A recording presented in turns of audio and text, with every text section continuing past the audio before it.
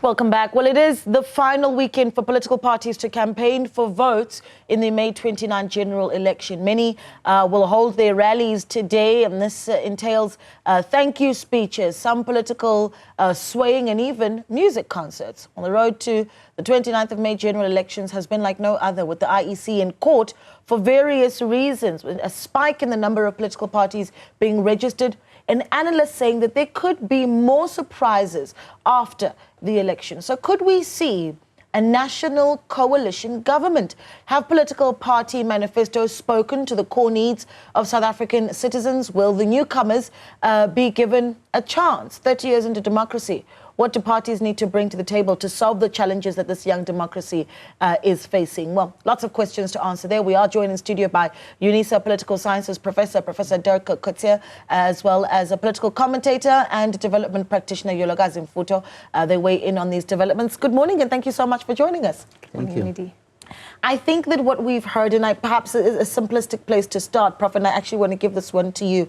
A lot of people have said, well, this election that's coming up is almost as important, if not more so, than the 1994 election. Some political parties have said, no, that's an over-exaggeration. We're not going to see much change. What do you say to that argument? No, I agree with that. I also call it possibly the second most important one.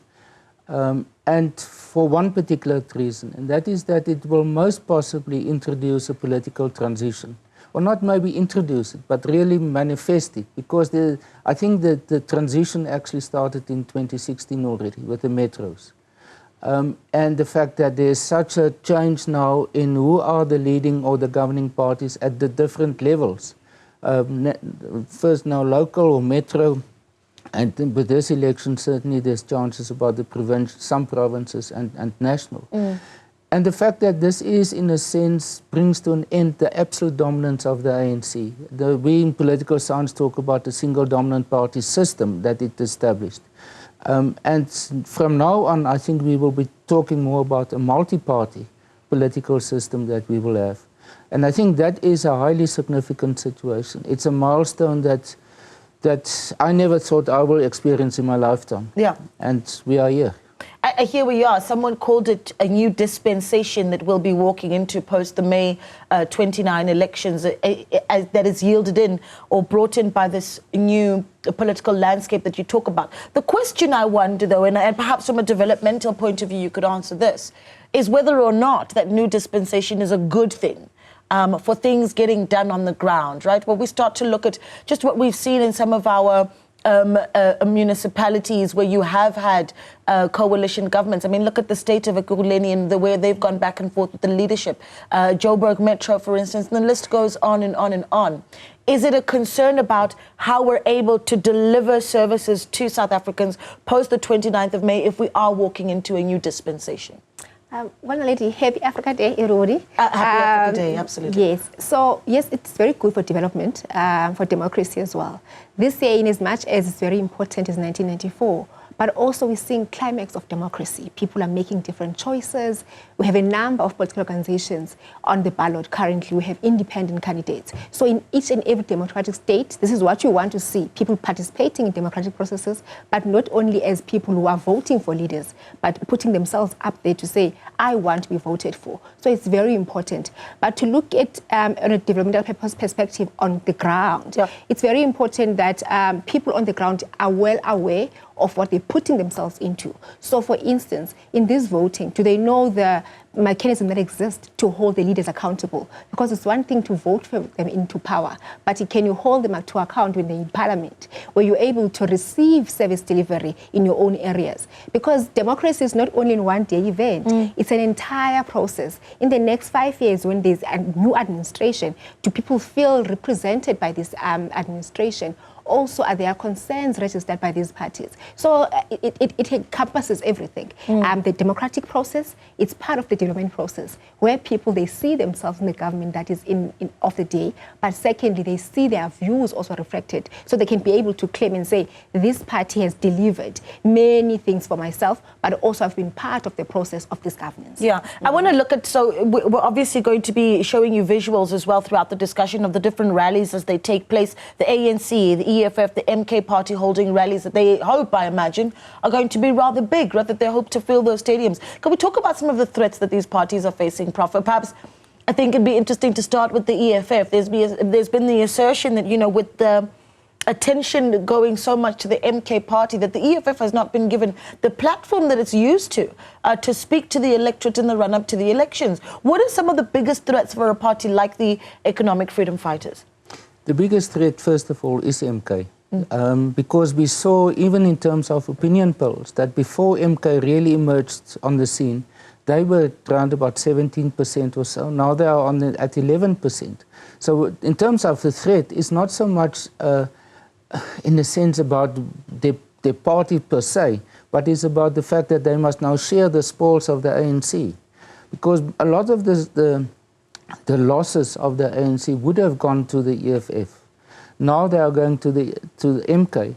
So in a sense, it's now becoming a competition actually between MK and the EFF, more than MK and the ANC when it comes to particularly this point. There's other issues where there's a direct competition between the MK party and the ANC. More about, for example, the symbolism, the about the history of the ANC, about the values of the ANC. All those type of things are very important. But when it comes to voters per se, who's going to receive those votes?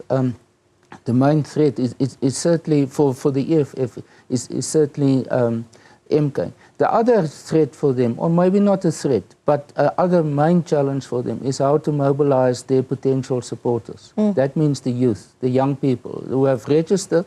Many of them are now 18 years or so still, so it's the first time they are going to vote. And we've seen in the past elections that they don't vote, or at a very low level. Yeah. So there's actually, in a sense, two EFFs. There's one outside Parliament and one inside Parliament, and they are not necessarily the same. The one outside Parliament, I think, is much bigger than the one inside Parliament. And that's because they cannot, or they were not able to mobilize their supporters also to go and vote. Sure, that's an interesting take. And if I go back to the first point where you say the EFF's biggest threat is the MK party, I wonder if that remains true even after the Constitutional Court ruling that former President Jacob Zuma may not stand as a candidate towards the National Assembly. I mean, this week we here on Newzroom Afrika spoke to the EFF, the MK party, apologies, and one of the things that they stand by is that the president or former president will lead the country into the National Assembly. They cannot offer a mechanism as to how they're going to achieve that even after the Concourt ruling. Do they have to say that so that they're holding on to that threat that Prof is talking about? Yeah, definitely. They have to. The selling power for the MK is the former president. So it's important that people, they see his face on the ballot. And we have seen that the former president, sometimes someone says that he's campaigning on being the victim. Now we have seen him saying that he has not done anything wrong, right, in the country, and therefore now he also wants to lead a new dispensation. He has the ability to do that. Hence his two terms. He was leading as president. Now, when he comes with new information that people now should forget everything else and go with the MK. So the MK might get votes, a lot of votes, using his card. But secondly, when we look into the MK, right, and we saw in 2009, when Cope actually was also in the elections, coming from the ANC, there was a split, right? And then again in 2013, when EFF, leading to the 2014 elections, when EFF actually was established, that the ANC was shaken by the fact that there was an exodus of people leaving the ANC into the EFF, and 2009 into the in Cope.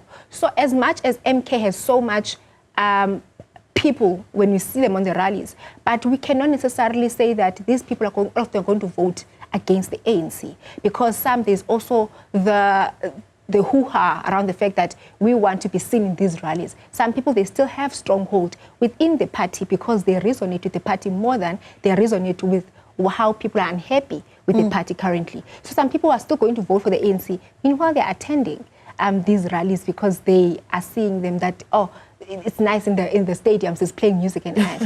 However, it's a concert. Yes, and then however they still vote with the party because they resonate more with the party. Because honestly, we have not seen much policy offerings from the MK party, but they do claim that they want to establish a new dispensation where number of changing includes changing the constitution. Yeah, you see what you're saying though about parties of the ANC possibly even attending MK party rallies. The same could be said about what we're likely to see at FNB Stadium. I mean, we need to talk about that, Prof, because the MK party this week talked about what they believe is going to be the silent MK vote, right? What they essentially are calling the voter who is still within the ANC, who's not saying anything, certainly some of them members, some of them just voters who are still very much see themselves as ANC supporters and members, but are going to silently vote the MK party. Is that a big threat? And does that speak to just how big of a faction former President Jacob Zuma did have within the party? I think what we are hearing is obviously election talk. Yeah. It's what we are going to hear today also. So this is the best case scenario that they present to all of us. It's not necessarily the reality. So it's maybe our task to get past what they talk into how should we understand it. I think, yes, there might be some indecision of some voters, but I would say it's a very small percentage. What is going to happen today at these stadiums is not about recruiting new supporters, of convincing new supporters. It's about consolidating what they have. So if you've decided you are going to vote for the ANC, this event in FNB is going to say, yes, it confirms I must vote for the ANC. If you go to Polokwane and attend it there, it will serve more or less the same purpose. The same with MK. I think in the case of MK, it's a lot about positioning. Where do you position yourself ideologically between the MK and the ANC? Economically speaking, it's those who see themselves towards the left, the so-called white monopoly capital, expropriation without compensation, land issues and so on. But socially, very conservative. Yeah. That's the contradiction that exists there. And perhaps, there's many people who will support the economics, but not their social policy. Yeah.